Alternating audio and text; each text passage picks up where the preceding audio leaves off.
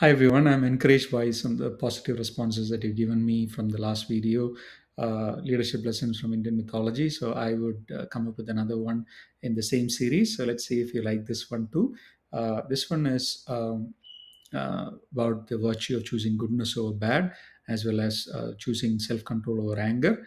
This time I would like to narrate it through a couple of stories. It is a slightly complex maze of stories, but I want to give you the sense of the concept through these couple of these stories. So the first one being starting with Indra's accidental disrespect of the sage Durvasa, and Durvasa getting angry over that, and he curses Indra. And the story goes like this, where Durvasa actually brought an offering of a garland, uh, and Indra put it on top of Airavata, his elephant, but Airavata got troubled by some bees, which got attracted by the fragrance of the flowers in the garland, and Airavata slightly angrily. So anger is a common thread which makes everybody make these bad decisions.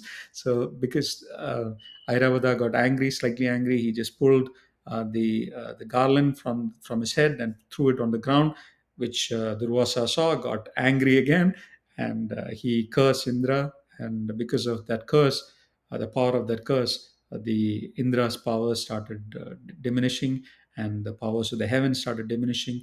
And this coincided with the rise of the Asuras, with the king Mahabali, uh, existence, and there was obviously a war that followed, where he defeated Indra, and Indra and the gods lost their seat in the heavens, and because of that, they got disheartened, and they approached, like always, they approached Lord Vishnu, and Lord Vishnu's advice, they decided to forge an alliance with the Asuras to use their collective powers to churn the celestial ocean, or the Shira Sagara, to beget the divine elixir, or the Amrutam.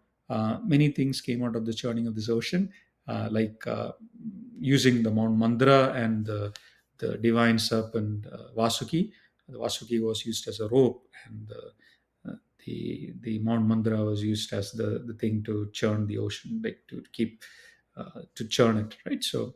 Uh, so Asuras took the head part of the serpent, and Devas took the tail part, and many things emerged from it. The celestial ocean, as I mentioned, due to its churning, like the goddess Lakshmi, the Apsaras, Airavata, Kamadhenu, Uchesravas, the divine horse, as well as the deadly poison Kalaguda, which again, that's a point where goodness exists. Uh, very close to bad stuff. It is up to us to differentiate the bad stuff from the good and choose the good.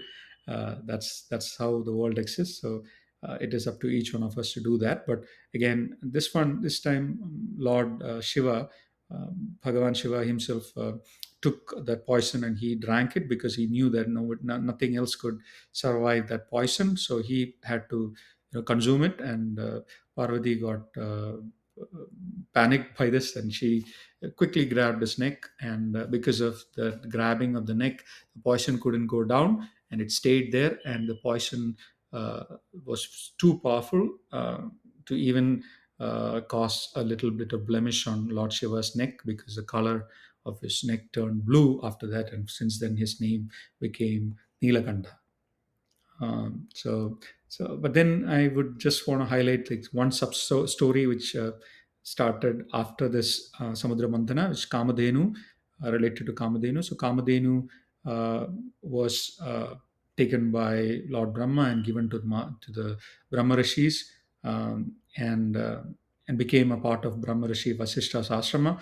Vishwamitra, who wanted to steal the divine cow, at that point in time, Vishwamitra's previous ashram, he was a king, so he wasn't a sage at that time. So he was using his worldly ways to steal the divine cow from Vasishtha, attack Vasishtha with all his might, but couldn't win the battle. He got humiliated, and he went back and performed penance to acquire celestial weapons, destroy Vasishtha's ashram. He killed Vasishtha's children. This time he was able to kill all of the sons, and by using some asuras, etc. And but Vasista took it in a different fashion. He bore no ill feelings towards Vishwamitra or the asuras, for that matter. But his grandson Parashara found out about his father's death and wanted to avenge it. So he started offering uh, sacrifices, and in the yaga, many asuras were brought and they were reduced to ashes.